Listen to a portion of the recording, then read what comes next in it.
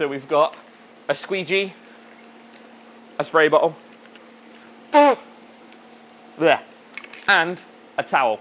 Woo.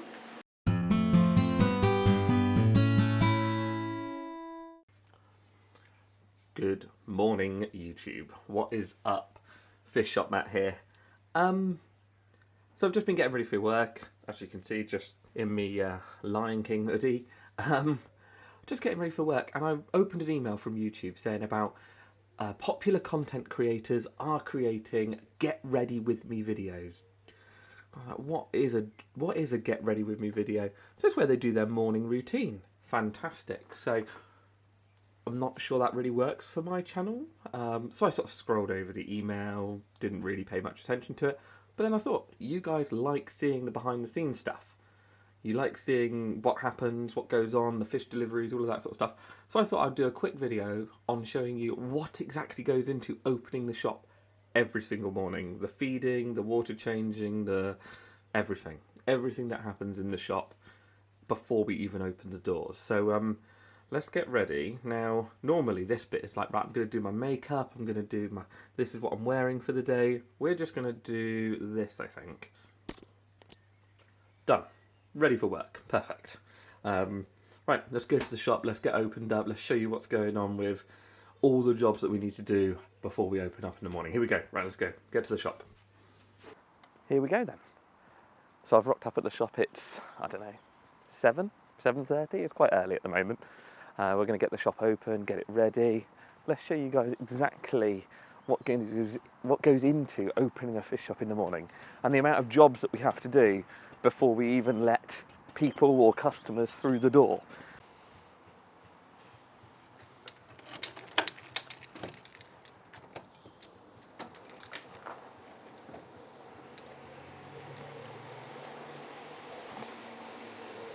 Normally I'd have a group of staff to help me with this, but this morning I'm going to do it all on my own to make sure that you guys get the unedited, full-on version of what it takes to open up the shop in the morning.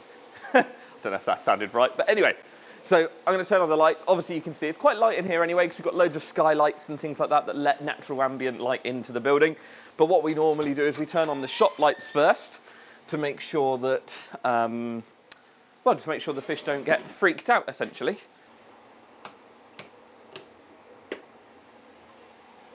Now the lights are on in the shop, we can obviously let the fish wake up a little bit. As I said, you know, we've got so much ambient light in here, you can see all these guys are buzzing around anyway. So it doesn't really make a great deal of difference, but at least once the shop lights are on, everyone starts waking up. So you can see the ray tank, everyone is buzzing about, Buster's at the end. You all right, buddy? He's good. But yeah, so we'll do that, then give them 5 minutes and we'll get the main shop lights on.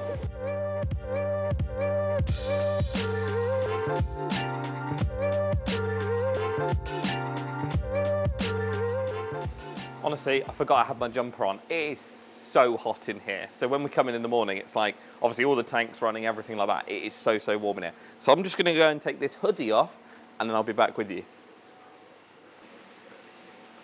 That was really warm. I am super toasty now. What's next on the list? Right, lights are on, fish are woken up. Right, so the next thing we need to do is we need to go around and check every individual tank. The reason we do this is to make sure that everyone's getting fed so that there's no skinny fish in there. We're checking that no one's getting bullied, no one's got any illnesses. You know, you imagine sort of checking your tank over. We're doing that with, I don't even know how many tanks are in this shop. A lot of tanks. We're going to go through each individual tank, and check it. So let's go do that quickly. That's the first job on the agenda. As I was saying, we will go through and check each individual tank. So like, we will go through and make sure that there's no one with like ripped fins, nipped fins, no one looking majorly skinny. It's quite an intense job, to be honest, because you do have hundreds of fish to pay attention to and to make sure that everyone's okay. You know, you've got like this tank here, for instance, you've got a couple of the fishnet flying fox. That's quite a hard word to say. Now they do get big, they can get a little bit boisterous when they're older, so it'd be worth sort of looking at them, just checking that they're not bothering the platies, but actually they're doing a fine job of keeping the algae down for us in there, and also they're not bothering the platies. You can see them just swimming in and out of the platies, not bothering anyone. And it's little things like that that you've got to pick up on to make sure that everyone's getting on okay. Obviously this tank is always the same, it very rarely changes, it's got the same fish in it, so you don't have to check that one as intensely. You can sort of just glance over that one, make sure everyone's there, and away you go. And then, as I say, you go around every single tank. So, you know, we've got some pencil fish and some crystal tetras in there, which are looking good. We've got the rainbow fish in here. You know, we've got some plecos, some sort of suckermouth catfish in the bottom that we'd be checking over just to make sure that they're all looking fat and happy and healthy. And yeah, anyway, that's enough of that. I know loads of you have asked for a full shop tour tank by tank. That will come in time, that's a big job, but for the minute, let's go through, check all these fish out, make sure everyone's okay.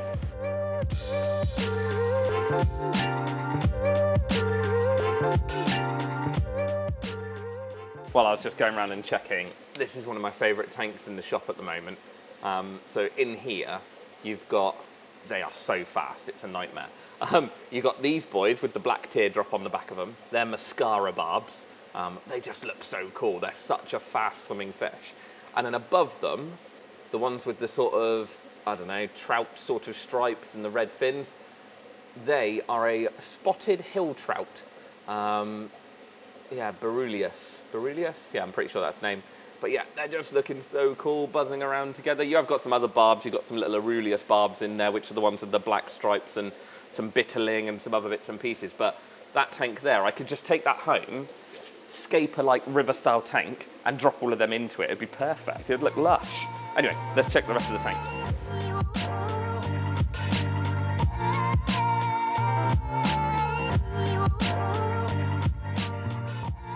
Once everyone's checked over and everyone's okay, we're ready to get on with the next job of the morning, which again, it's not an exciting job, but it makes it look pretty for you guys, which is to window wipe. So we've got a squeegee, a spray bottle, there, and a towel. Woo. All we're going to do is we're going to remove these black gutters, lift them up, window wipe all the glass, make that look pretty, wipe down the top, and then we're on to the next job. I'm not going to record much. No, I probably will. I'll record all of this.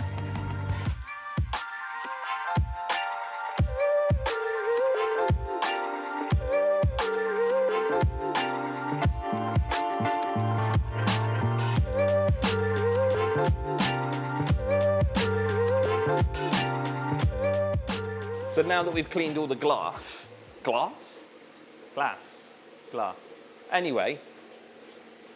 Anyway, now that we've cleaned everything and wiped down the gutters and everything like that, the next job, do you know what? There's normally 3 or 4 of us doing this, and doing it on your own is quite tricky because you forget what's next. It's probably feeding. Let's go and have a look at the chart and see. I'm going to go check, but I think it's feeding next. I did forget one crucial job for the day, which is to get our nets back out. So what we do is we disinfect our nets after every use. So we'll only use them sort of 1 or 2 times while we're catching fish out for you, and then we disinfect them. So I've got to grab the nets out before the day starts. Ugh. Got them. Here they are. So then we've got to put them in. I might have just dropped a couple. But I'll pick them up later. So what we've got to do is we've got to put them in the bucket, ready for the day. I'm dropping quite a few as I go. I'm going to go back and get them because there's no way I can get them with the camera. Hang on.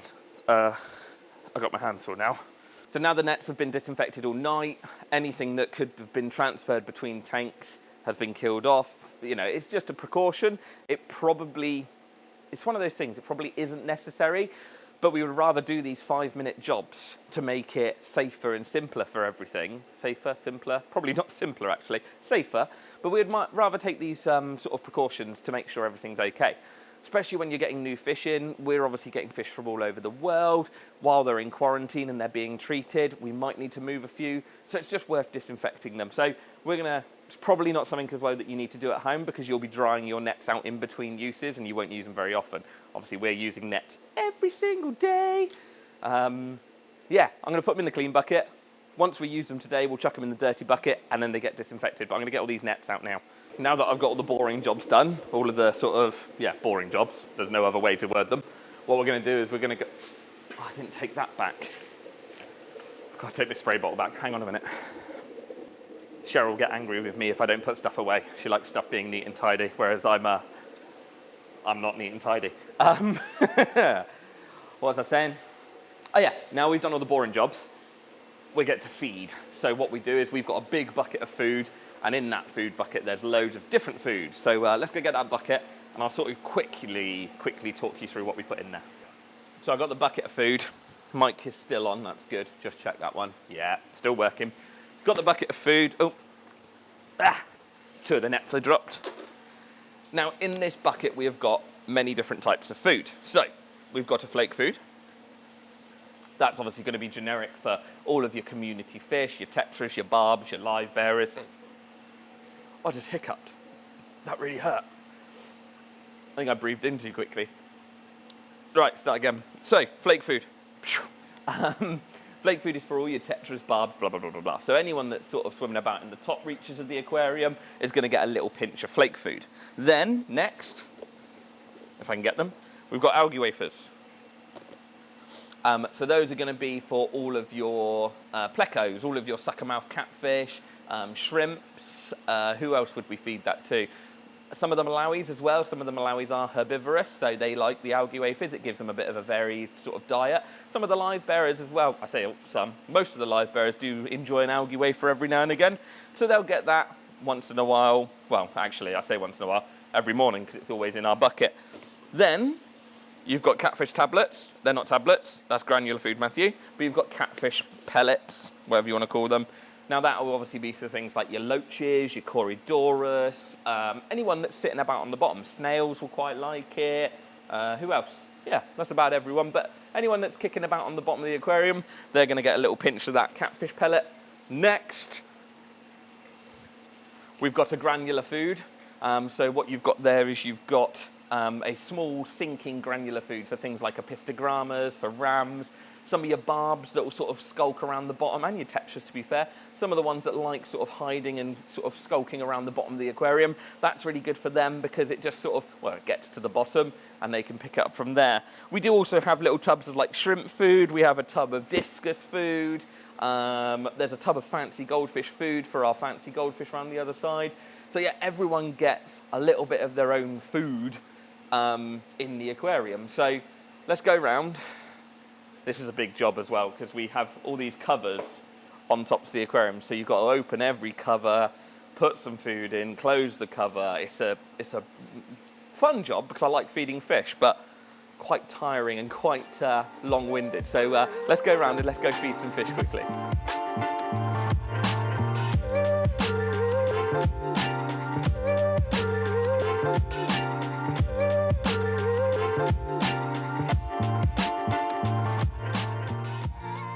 In this video, you'll see that I'm feeding quite a lot. Obviously, in here, we have got massive filtration systems. We've got huge amounts of fish.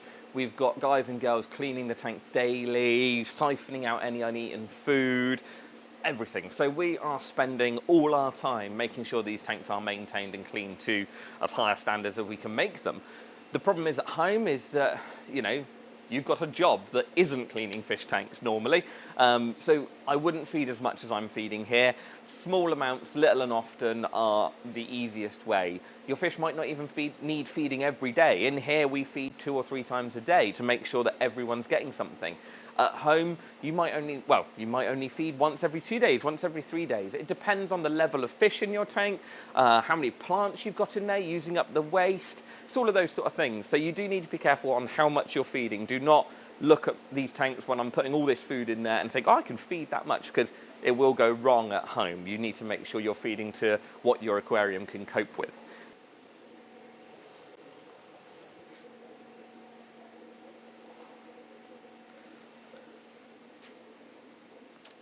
Right, so that's the feeding side of things done.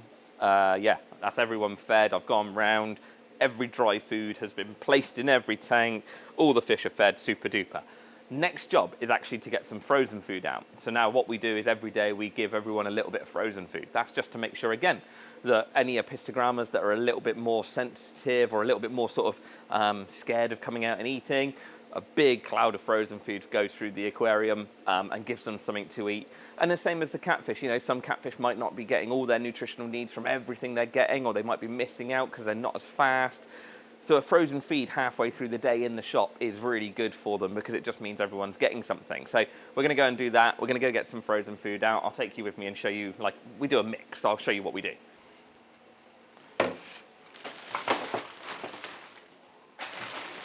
So these are all the different foods that we use.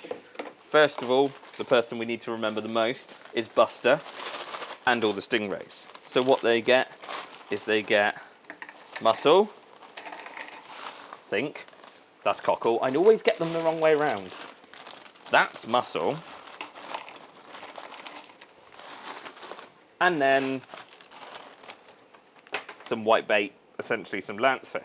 So that's their frozen food for the day. So we'll defrost that in a minute. Then, next up, we'll do the discus. So what we do for them, that's their pot there, Matthew. Where's the beef heart gone? There we go. So we've got a big slab of beef heart. We just break a chunk of it off, defrost it, and then that will be for the discus. The discus do sometimes get the tropical mix as well. Right, loud noise incoming because I've got to hit this. There we go. So that will be for the discus for the day. Then lastly, the biggest jug is for everyone else. So what we do is we do this, which is cyclops, which is a tiny little food, like really not microscopic, but very, very small frozen food. We then do a bit of brine shrimp, and then a little bit of bloodworm. We let that then defrost, and then we feed that with like a turkey baster later on in the day. Right, so that is all the frozen foods mixed, and then just got to defrost them. So we leave them behind the system ready to use later on in the day. Now the last job, I think, before we open, is to water change everything. Now obviously luckily we've got centralized systems, so we can sort of flick of a switch, the flick of a valve, and we can drain things down. So I'm going to go and do that. I'll probably quickly show you how we do that, and then we're finished, we're open, we're ready for the day. Well, let's go show you the water changing. Like I was saying, we run on centralized systems, so we've got like things like UVs, we've got things like inline heaters, and this is our filtration here. So it's very similar to a swimming pool filter, just designed for big fish waste really. So this is a spider valve. We turn that one around to backwash, which flushes water away, and then there's a rinse setting on it which you can rinse with. Yeah, so we just clean the filters, and that will bubble all the filter media up inside this big container, drain the systems down. It will auto top up then, and then we just got to dechlorinate the water, and away we go. We're done. That's finished. So let's get these water changed quickly.